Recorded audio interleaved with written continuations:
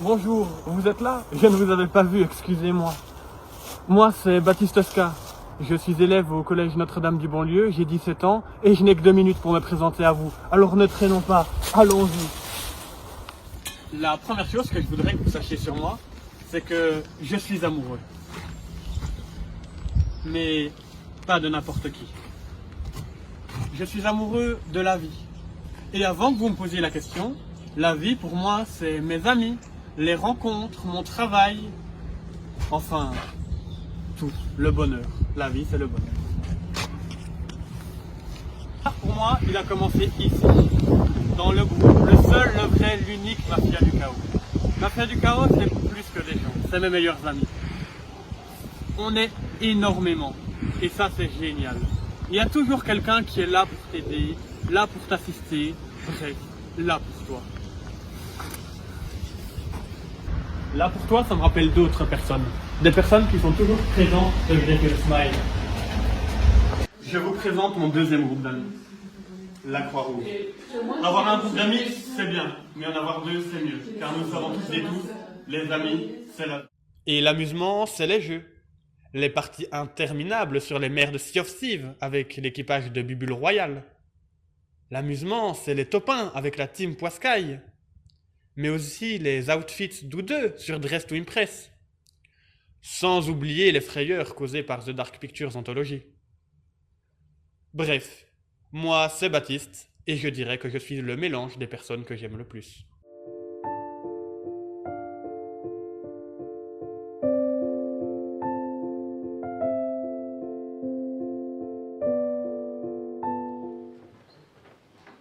Mesdames et messieurs, chers membres du jury, bonsoir. Ce soir, je vais vous parler de mensonges et de mal nécessaire. Nous savons toutes et tous ce que c'est mentir. Nous avons déjà tous menti. Mais qu'en est-il du mal nécessaire? Qu'est-ce que c'est?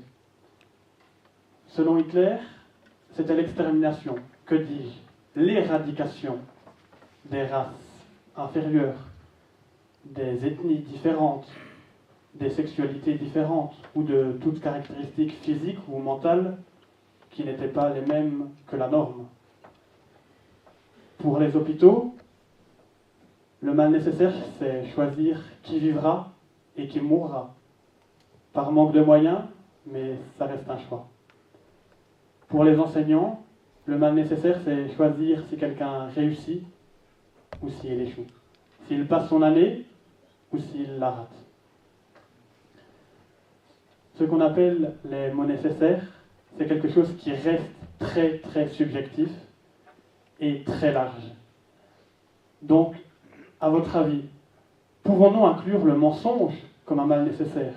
Est-ce que le mensonge est un mal nécessaire? Mentir, c'est être un menteur. Et être un menteur, c'est être malhonnête. C'est devoir se sentir honteux.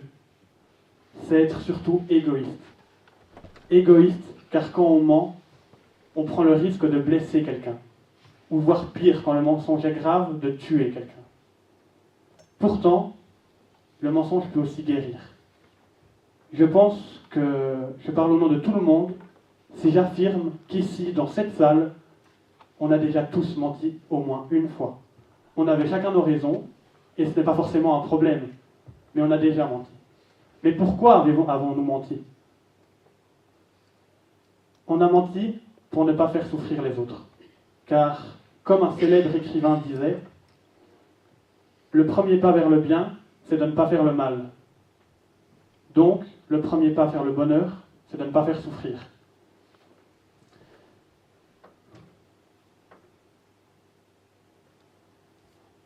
Dire la vérité à quelqu'un, c'est prendre ce risque. Le risque de le faire souffrir.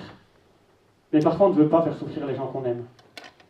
Donc il arrive qu'on se mette dans des situations où, même si on ne veut pas mentir, on en est obligé. Un jour, ma maman allait à un bal. C'était assez rare qu'elle sorte. Donc elle s'était préparée, elle avait mis du maquillage, elle avait acheté une nouvelle robe, elle s'était préparée, enfin elle s'était très bien préparée.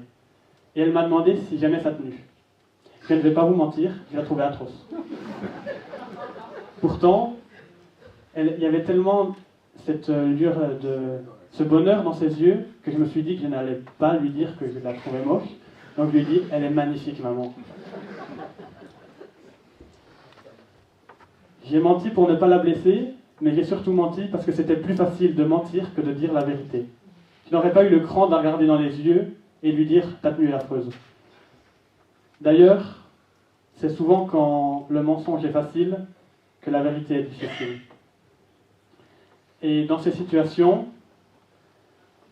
il est vrai que parfois, même si c'est mal, mentir est plus judicieux. Donc parfois, le mal vaut mieux que le bien, mais on fait le mal pour un bien. Néanmoins, projetons-nous dans un monde où on ne peut pas mentir. C'est interdit. À votre avis, qu'est-ce que ça donnerait? Un écrivain célèbre a tenté ce roman, ce livre. Je pense qu'on l'a tous étudié en classe, L'étranger d'Albert Camus, où on nous plonge dans un univers où le personnage principal est incapable de mentir. Il a la hantise de mensonge, il ne peut pas.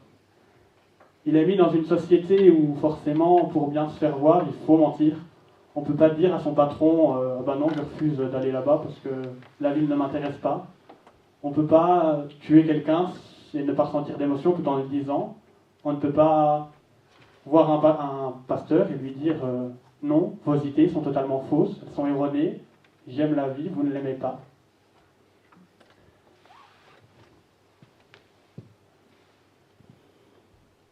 À cause de sa vérité, de l'importance qu'il apportait à la vérité, je pense qu'on connaît tous la fin, il fut condamné par la société, il fut mis à mort. Quand le mensonge n'est pas méchant chez certains, chez d'autres, ils se lâchent aisément. Ils n'ont pour but que de blesser, que de dire des mots méchants. Certaines personnes s'aiment à dire à d'autres qu'ils sont moches, qu'ils travaillent mal, etc. C'est des mensonges, mais ce n'est pas un mal nécessaire. C'est seulement le mal. Donc le nécessaire est important dans le mal nécessaire.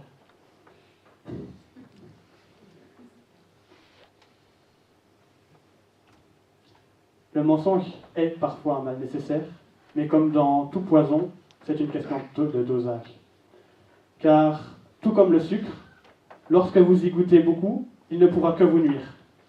Mais, si vous savez le doser, vous ne goûterez qu'au plaisir. Merci de m'avoir écouté.